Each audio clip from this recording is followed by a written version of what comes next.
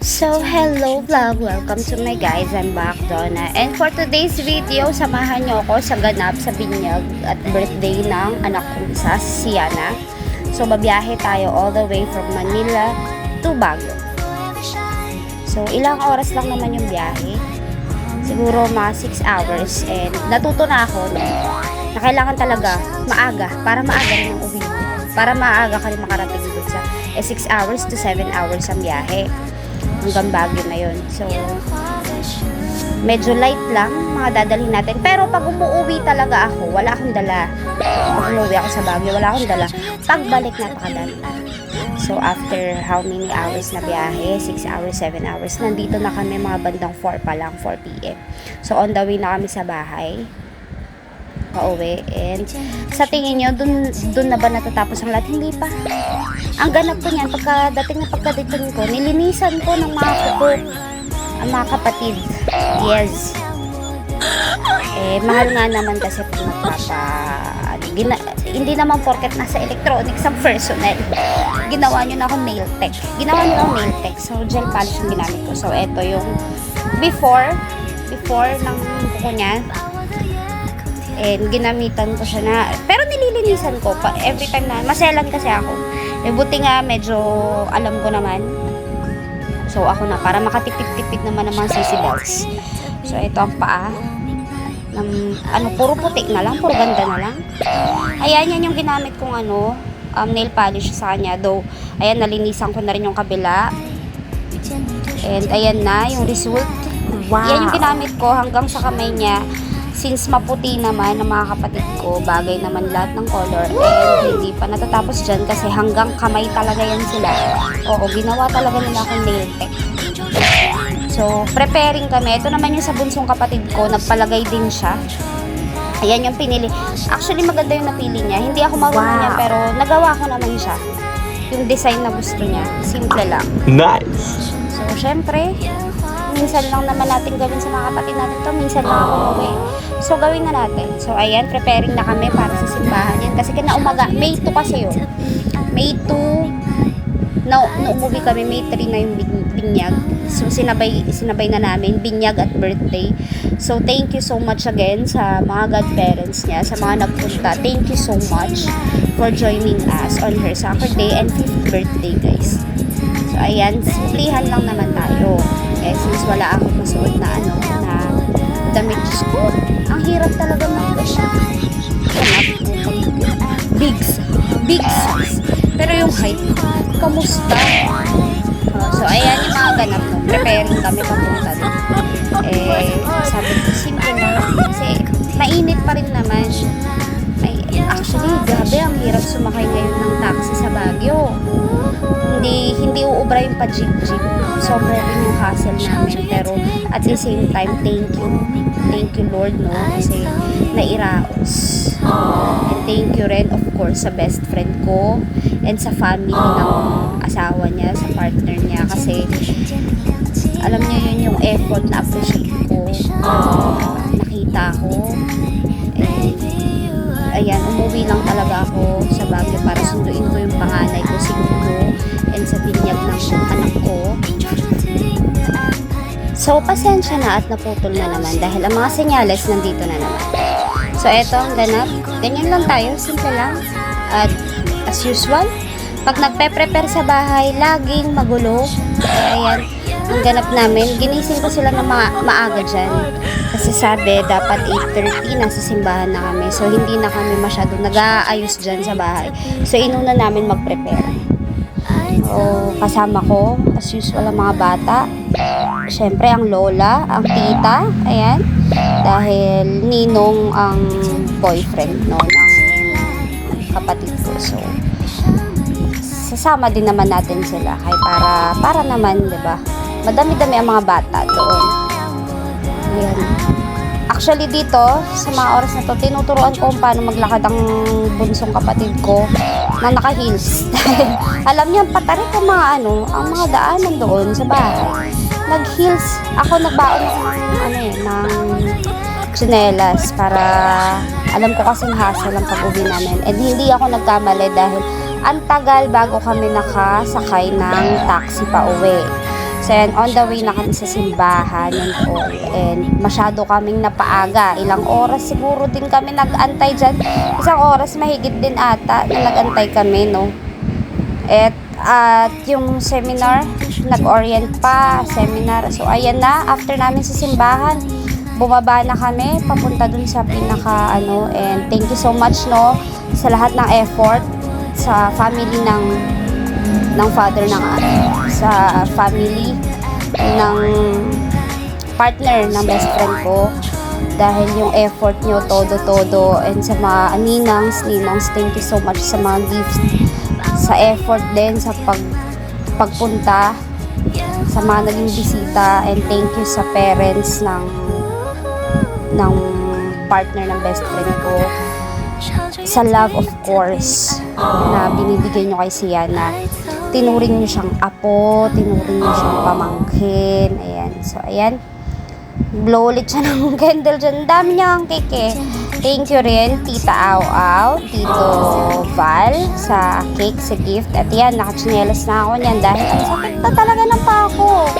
Oo, natanggal pa nga yung pinaka goma nung heels ko. Gawa na matitinding lakaran talaga pag nasa Baguio. Kapag Baguio ang usapan, Diyos ko, kailangan naka-rubber shoes ka. Kaya yan, I have my two personalities, rubber shoes and naka-heels. Kaya so ayan, humabol ng cake, no, ang Tita Au.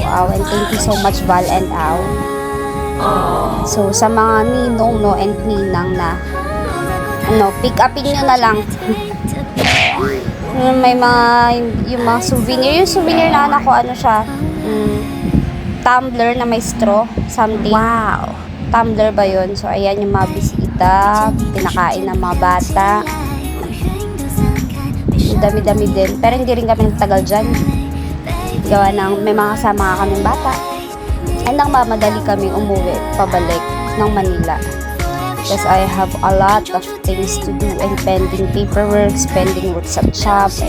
So, ito yung ganap sa simbahan. So, again, thank you so much Ninong, Nina, sa parents ng partner ng best friend ko, sa family niya, lahat. At sa best friend ko, of course. And sa mga family ko, yan sila mama na nagpunta, no, nag-effort din para sa binyag ng apo niya.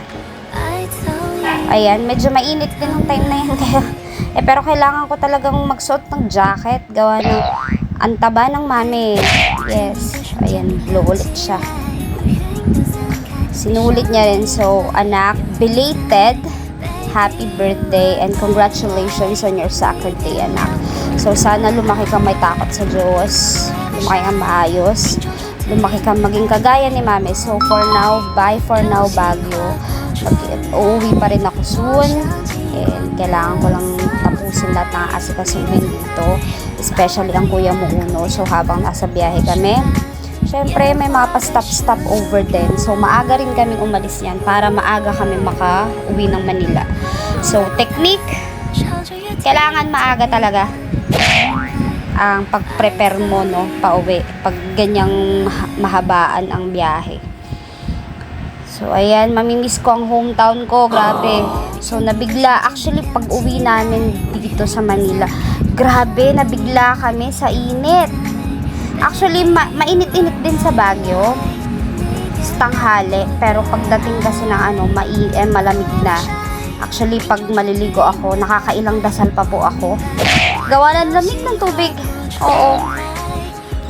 So doon, hindi, kahit na mainit summer sa Baguio, hindi naman din uso yung mga aircon, electric fan.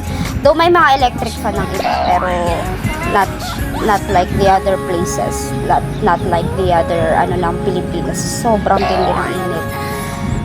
At ayan, kakain muna kami. Syempre, kailangan kong pakainin, no, mga kasama, dahil ang hirap nga naman pag nagugutom ka sa biyahe. Pero make sure nyo rin na hindi kayo sukain, kaya baka may labas nyo ang kinain. So dito, kararating lang namin, pero hindi ako mapakali dahil pag nawawala ako, ang kalat na. So nagligpit ako para maayos-ayos ang tulog, lalo na ang gising kinaumagahan, wala na akong iisipin. So nakapaglaba pa ako niyan, inayos ko, nagtanggal ako ng bedsheet. So all, and yan, kasama ko na nga si Kuya Uno, no, ang panganay ko. So kinabukasan naman yan, kasi sabi ko, he needs to be prepared, kasi gusto ko matulungan niya rin ako, and alam niya yung mga ginagawa ko dito sa shop, kasi kailangan din yun, and I want him to learn how to survive, of course, na habang maaga kailangan ko maturuan. And ayan, maglilinis ako. Hindi pa natatapos dyan lahat. So, uunti-untihin ko yan. And sana nga matapos na rin, no, yung ano lang about sa mga school papers niya. Para ma-enroll ko na, actually, dahil wala pa yung card niya, hindi ko pa na-enroll si Uno. But hopefully, we can get another update by next week. And ayan, lahat prepare ko before ako matulog. So ayan, nawala ako dito ng ilang days, and si Primo, lalagyan natin ng dextrose powder ang kanyang inumin, hanggang si Aryan naglinis ang mami. Alam niyo naman yan, oo, hindi naman natatapos yan dyan. So syempre kailangan ko rin namang makita rin naman, no, yung mga kagamitan na malinis, dahil nakakairita. Alam mo yung galing ka sa biyahe, tapos nagkikita tayo mga kapaligiran mo, ay ayaw na ayaw, hate na hate yan naman. So step by step tinuturo ko naman sa anak ko, and hindi ko naman binigla kasi bago pa lang siya dito, and he needs to learn sa murang edad na kailangan lahat pinaghihirapan. Kung yun yung tinuturo ko sa mga technician, sa mga kasama namin, sa kanya din, para matuto siya. Para pag uwi niya sa kanila, at least, diba, may tutulong siya sa kasama niya, nagmahal at nagpalaki sa kanya, sa mga sumuporta sa kanya. So ayan, tinuturo ko na very strict ako when it comes to parts na nandyan, kasi lahat yan may presyo, and tinuturuan ko siya kung paano mag-receipt, magsulat sa resibo and all, para pag wala ako, siyang mag-manage, diba? At least alam niya na, and naniniwala naman ako na matalino yung anak ko at kaya niya yan. Kung ano yung ginagawa ko, kaya niya yan. And kailangan din, kasi matanda na ako. At syempre, ayun na. So ayun, anyways, by the way, thank you for watching. See you on my next video. And eto, nag-order siya naman kung ano-ano dyan. So again, thank you Ninang and Ninong. Thank you for joining us on my daughter's 5th birthday and soccer day.